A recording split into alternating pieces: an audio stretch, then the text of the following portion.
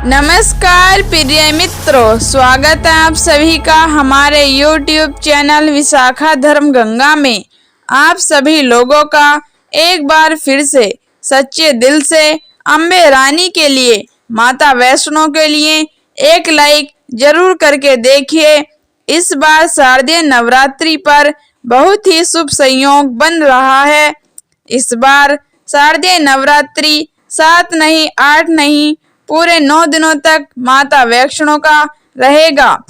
इस बार नवरात्रि पूरे 9 दिनों तक चलेगी, ना एक भी दिन कम ना एक भी दिन ज्यादा। पूरे 9 दिनों तक माता रानी की भक्ति की जाएगी। 9 दिनों के नवरात्र बहुत ही शुभ और मंगलकारी माने जाते हैं, अत्यंत दुर्बल होते हैं। आपको बता दे, इस बार शारदीय नवरात्रि 15 अक्टूबर दिन रविवार से लेकर 23 अक्टूबर दिन सोमवार तक रहेंगे, यानी दुर्गा अष्टमी 22 अक्टूबर को दिन रविवार को मनाई जाएगी और नवमी 23 अक्टूबर को, जो कि 23 अक्टूबर को कन्या पूजन किया जाएगा। आप चाहे तो दुर्गा अष्टमी पर भी कन्या पूजन, कन्याओं को भोजन खिला सकते हैं। शारदीय नवरात्रि पर कलश स्थापना का शुभ मुहूर्त है 15 अक्टूबर दिन रविवार सुबह 11:48 से दोपहर 12:30 तक रहेगा। ऐसे में कलश स्थापना के लिए शुभ मुहूर्त इस साल 48 मिनट ही रहेगा। दोस्तों देखिए, नवरात्रि का पावन पर्व माँ दुर्गा को समर्पित होता है और नवदुर्गा को ही शक्ति कहा जाता है। तो दोस्तों गुरुजी से सुनते हैं कि वो क्या कहते हैं इसके बारे में। तो आइए दोस्तों जानते हैं। दोस्तों, इस संसार में शक्ति से बढ़कर के कुछ भी नहीं है। भगवान शंकर भी शक्ति के बिना सबके समान है, अर्थात मुर्दे के तुल्य हैं।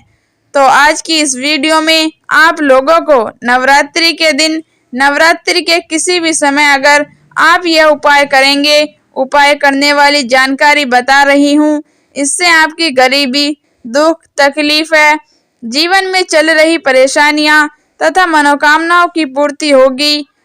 अगर आज की वीडियो मिस कर दी तो फिर सारी जिंदगी पछताना पड़ेगा।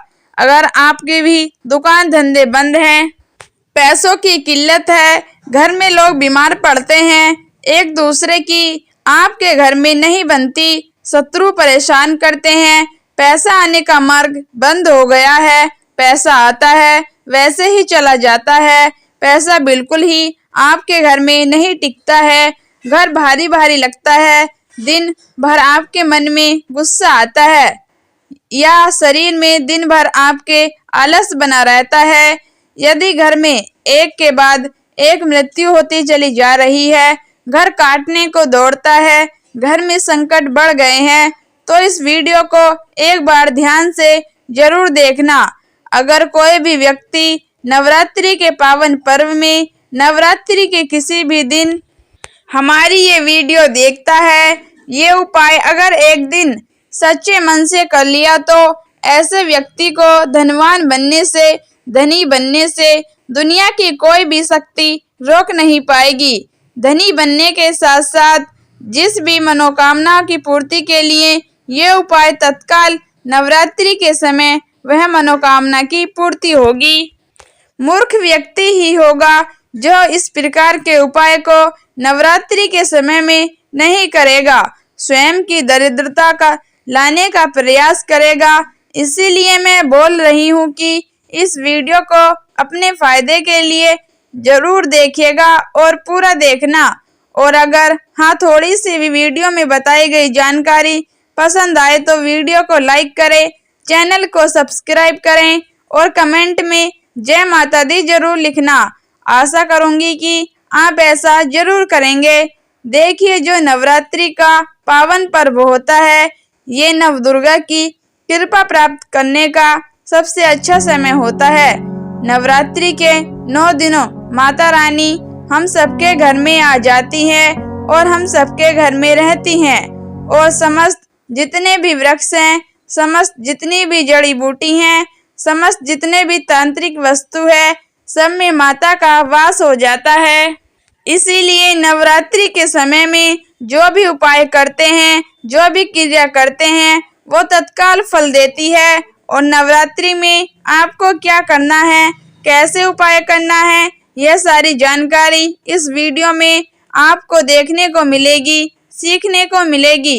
अगर आपके मन में कोई डाउट है, अगर आपके मन में कोई सवाल है, तो कमेंट बॉक्स में बिल्कुल ही पूछे। आपके द्वारा पूछे गए सवाल की एक वीडियो बना करके जानकारी साझा की जाएगी। सर्वप्रथम आपको नवरात्रि के किसी भी दिन यह उपाय करना है। मनोकामना पूर्ति के लिए, घर में पैसा बरसने के लिए। अब घर में ऊपर जो पैसा नहीं बचता है, आपके घर में पैसा आने का मार्ग खुल जाएगा और बहाने मार मार के किसी न किसी माध्यम से आपके घर में पैसा आना शुरू हो जाएगा। यह उपाय को करने के बाद दोस्तों, सर्वप्रथम आपको लेना है पीपल के पत्ते। पीपल के पत्ते में इस प्रकार से आपको 5 प्रकार की मिठाई लेना है। जैसा कि ध्यान से देखिए, इस प्रकार से आपको 5 प्रकार की मिठाई लेनी है। कोई भी मिठाई ले सकते हैं, जरूरी नहीं है कि महंगी दुकान से, नॉर्मल किराना की दुकान में भी मिल जाती है, वह मिठाई भी ले सकते हैं, लेकिन 5 प्रकार की मिठाई होनी चाहिए। 5 भोग इसे हमारे धर्मशास्त्र में बोला जाता है। तो 5 प्रकार की आपको मिठाई लेनी है। दूसरी चीज लेनी है आपको 1 लोटा जल। 1 लोटा तांबे के लोटे में साफ एवं स्वच्छ जल लेना है। यह उपाय कैसे करना है, कब करना है, नवरात्रि के कौन से टाइम में करना है, तो इस जानकारी में जानते हैं। इससे पहले आपसे एक विनती है कि कमेंट बॉक्स में जय माता दी जरूर लिख दीजिएगा।